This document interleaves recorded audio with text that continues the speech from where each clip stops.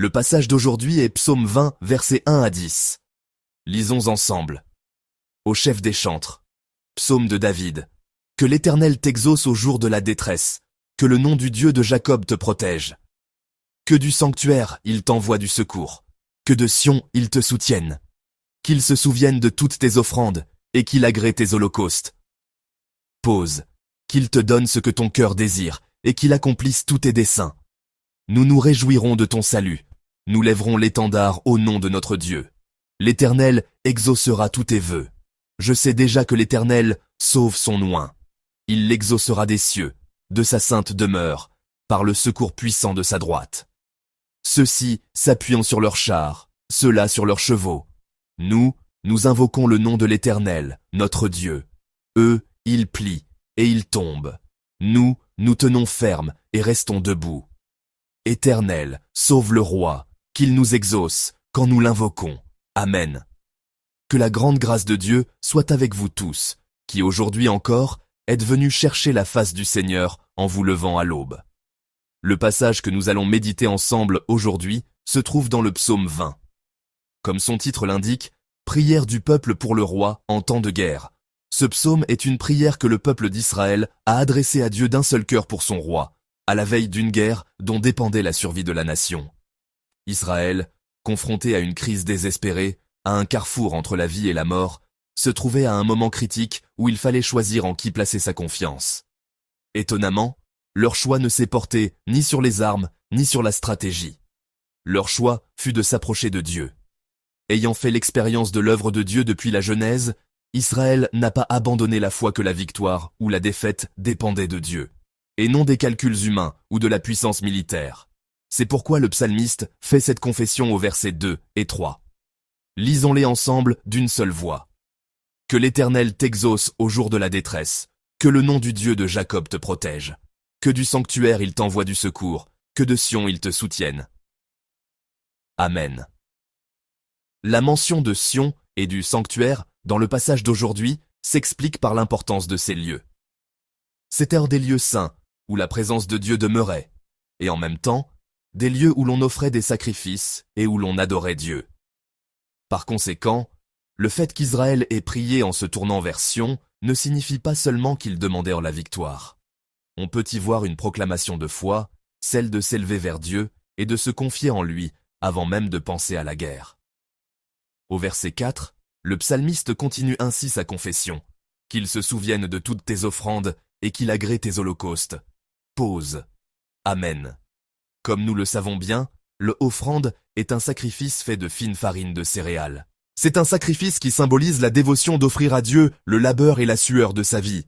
De plus, le holocauste est un sacrifice où l'offrande entière est consumée par le feu, ce qui représente l'engagement de se consacrer entièrement à Dieu.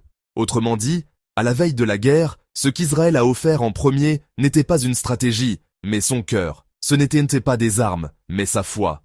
En résumé, ils se sont entièrement remis à Dieu, en le suppliant de se souvenir de la droiture de leur cœur. Face à une guerre décisive entre la vie et la mort, le choix auquel ils se sont cramponnés n'était nul autre que Dieu. Chers frères et sœurs, dans nos vies aussi, il y a des guerres inévitables.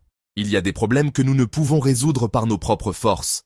Les problèmes familiaux, les difficultés économiques, les conflits relationnels ou l'avenir de nos enfants en sont des exemples. Confrontés à de telles guerres, nous cherchons tous naturellement des solutions et élaborons des plans. Parfois, nous mobilisons nos relations, ou nous mettons en place des stratégies mondaines. C'est parce que nos cœurs ont tendance à s'appuyer sur ce qui est tangible, sur ce qui est visible. Alors que nous nous tenons aujourd'hui devant ce psaume, j'aimerais que nous examinions nos cœurs à la lumière de cette parole et que nous nous posions la question: en qui ou en quoi est-ce que je place ma confiance face à mes nombreux combats? Le psalmiste continue de prier ainsi au verset 5. Lisons-le ensemble d'une seule voix. Qu'il te donne ce que ton cœur désire, et qu'il accomplisse tous tes desseins. Amen. Le mot hébreu pour dessein, dans ce passage, peut signifier conseil, plan ou stratégie. Cependant, dans le contexte de la foi d'Israël, cette prière va plus loin. Elle ne demande pas seulement l'accomplissement des plans humains, mais elle exprime le désir que ces desseins soient alignés sur la volonté de Dieu, sur le plan de Dieu lui-même. Par conséquent, la prière du psalmiste n'est pas une simple supplication du type « réalise nos désirs » ou « accomplis nos plans », mais elle contient une confession de foi qui dit « que ton plan se réalise au milieu de nous ». Le désir que la volonté de Dieu se manifeste plutôt que ses propres espoirs, voilà ce qui est contenu dans la prière du psalmiste. Chers frères et sœurs, il y a quelque chose que nous devons retenir de ce verset 4. La maturité dans la foi ne consiste pas à tenter de plier Dieu à notre volonté, mais à nous abandonner à sa volonté pour qu'elle nous guide. La prière du peuple d'Israël n'est donc pas une prière égoïste qui désire que ses propres plans se réalisent. De même, nous ne devrions pas céder à notre tendance à vouloir résoudre nos problèmes uniquement par des méthodes humaines. Aligner nos cœurs sur le plan de Dieu.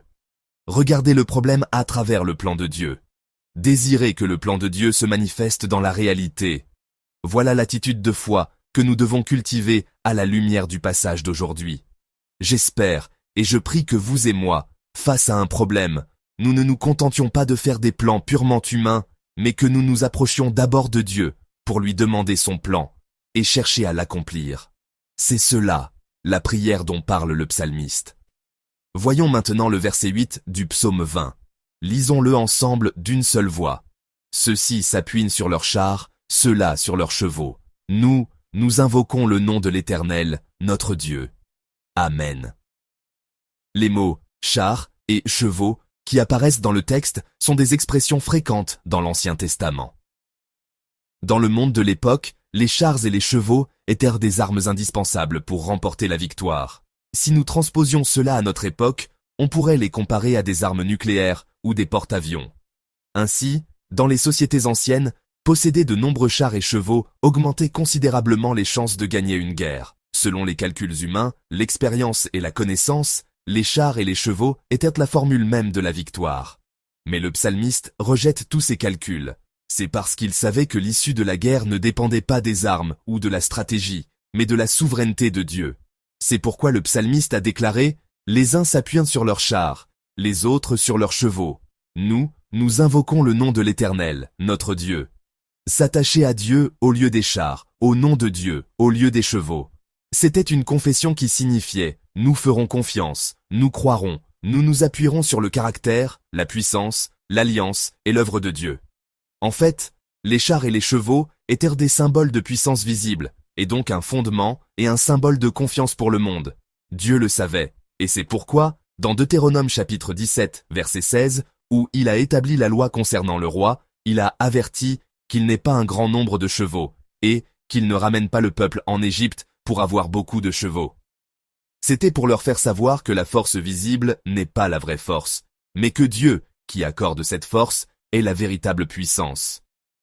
C'est pourquoi, après la traversée de la mer Rouge, lors de l'Exode, Myriam et Moïse ont loué Dieu ainsi. Il a précipité dans la mer le cheval et son cavalier. Ils témoignaient que Dieu était leur véritable force. Cependant, face à la guerre et dans leur vie, Israël s'est souvent appuyé sur les chevaux et les chars plutôt que sur Dieu, en conséquence, ils ont assisté à la destruction de leur nation, comme nous le lisons à la fin du livre des rois. Cela ne s'applique pas seulement à Israël, car nous aussi, nous avons nos chevaux et chars. Aujourd'hui, les chevaux et les chars, c'est-à-dire la force visible, peuvent prendre la forme de l'argent, de la renommée, de l'expérience ou de la technologie. Chacun s'efforce sans relâche d'accumuler les chevaux et les chars qui semblent lui donner de la force. C'est peut-être pour cela que nous nous donnons tant de mal pour les posséder au milieu de nos nombreux combats. Cependant, nous devons nous souvenir que les chevaux et les chars, symboles de la puissance humaine opposée à Dieu, ont été engloutis dans la mer Rouge. Nous devons nous souvenir que les plans établis sans Dieu sont voués à l'échec. Nous devons absolument nous souvenir que les nombreuses guerres que nous cherchons à résoudre sans Dieu se solderont finalement par une défaite. C'est pourquoi le psalmiste, qui savait tout cela, conclut par cette prière au verset 10. Lisons-le ensemble d'une seule voix. Éternel, sauve le roi, qu'il nous exauce quand nous l'invoquons. Amen. Cette confession du psalmiste n'était pas un cri poussé après la fin de la guerre. C'était une prière, un cri élevé dans une situation où tout était encore incertain, avant même que le combat ne commence. Ce n'était pas une action de grâce offerte après avoir vu le résultat, mais une prière de foi qui faisait confiance à Dieu avant même de connaître l'issue. C'était une prière de foi, confessant que ce qui avait protégé Israël jusqu'alors, ce n'étaient pas les chevaux et les chars, ni les plans humains, mais Dieu seul. Alors, chers frères et sœurs, j'espère qu'en cette aube, nous prendrons à nouveau cette résolution devant Dieu. J'espère que nous prendrons la résolution de prier ainsi. Je ne veux pas m'appuyer sur les chevaux et les chars, ni sur des plans purement humains, mais comme dans la confession du psaume 20, je veux chercher Dieu. Que nos plans cèdent la place au plan de Dieu dans nos vies, afin que, dans nos nombreuses guerres, ce ne soit pas notre faiblesse qui soit mise en avant, mais que la puissance de Dieu seul soit manifestée. Même si les problèmes persistent, même si la situation ressemble à un échec, je prie pour que nous tous, vous et moi, puissions avancer avec l'espérance que Dieu plantera assurément l'étendard de la victoire sur le fondement de la foi que nous proclamons. Je prie au nom du Seigneur que vous et moi puissions confesser avec foi que si nous tenons ferme dans cette résolution, le plan de Dieu s'accomplira certainement, et qu'une vie qui se confie en Dieu sera victorieuse dans tous ses combats.